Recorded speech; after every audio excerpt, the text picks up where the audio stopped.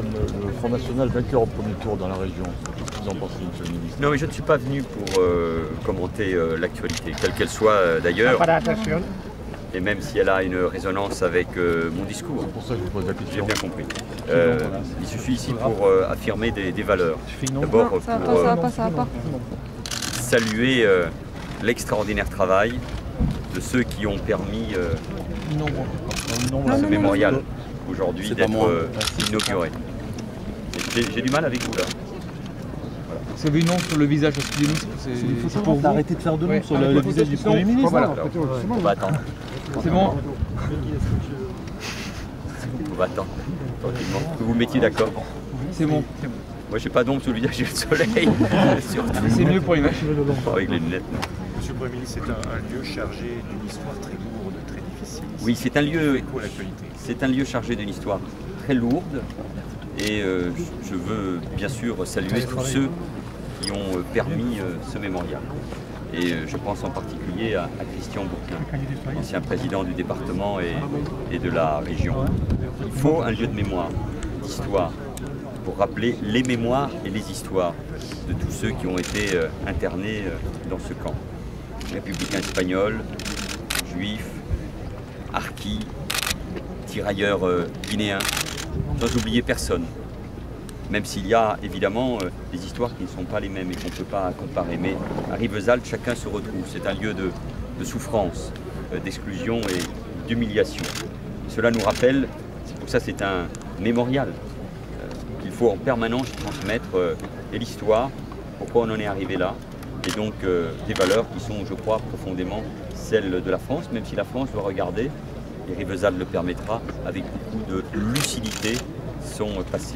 Et combattre donc la haine, l'antisémitisme, le racisme, le populisme. Et au fond, c'est ce que j'invitais à faire, choisir entre le rassemblement, l'apaisement, la raison, la confiance dans l'autre, puisant nos sources dans l'histoire de notre pays pour être plus fort, choisir cet apaisement ou choisir la rupture, la destruction. Et ce choix se pose en effet à la France. Il ne se pose pas à la France pour les années qui viennent. Il se pose à la France là, tout de suite, chaque instant. Pas seulement à l'occasion des rendez-vous électoraux, mais d'une manière générale. Sommes-nous capables d'accueillir des réfugiés? Qu'est-ce que nous sommes? Sommes-nous une race? Sommes-nous tout simplement, et c'est le plus beau que nous puissions dire, une idée, la France? C'est une idée, c'est une âme. Ce n'est pas une couleur, ce n'est pas une race. On ne trie pas les Français en fonction de leurs origines ou de leur religion. C'est tout cela que le mémorial nous invite à réfléchir et puis à définir, tout simplement, comme message adressé aux Français. Vous avez parlé des réfugiés. D'espoir et d'espérance aussi, d'espoir et d'exigence, pardon. Oui, c'est une terre d'espoir pour des millions d'hommes encore, aujourd'hui, qui fuient la guerre, le terrorisme, la torture, la faim, la pauvreté. L'Europe, la France, parce que nous sommes des pays riches, reste une terre d'espoir. C'est une terre d'exigence, parce que être français, c'est être exigeant, c'est aimer nos valeurs, notre culture, notre langue, mais c'est aussi tout simplement apprendre à ce que nous sommes. Apprendre ce que nous sommes, c'est-à-dire un peuple qui vit librement, qui doit être fier de lui, mais qui respecte l'autre, qui respecte l'être humain, et qui respecte aussi cette volonté de vivre ensemble, qui doit en permanence nous animer. Hier, le chef de l'État a affirmé que ceux qui disaient la France sera envahie de réfugiés sont des imposteurs. Qui sont ces imposteurs? Tous ceux qui profitent du malheur, de la difficulté des autres, tous ceux qui jouent sur les peurs, l'invasion, la submersion. Ces mots ont été utilisés par l'extrême droite, bien sûr, et malheureusement parfois aussi par la droite. Et encore une fois, ce n'est pas ça la France, et le chef de l'État a eu raison de le rappeler. Je l'ai fait ici aujourd'hui. Vous savez, il ne faut pas être hypocrite.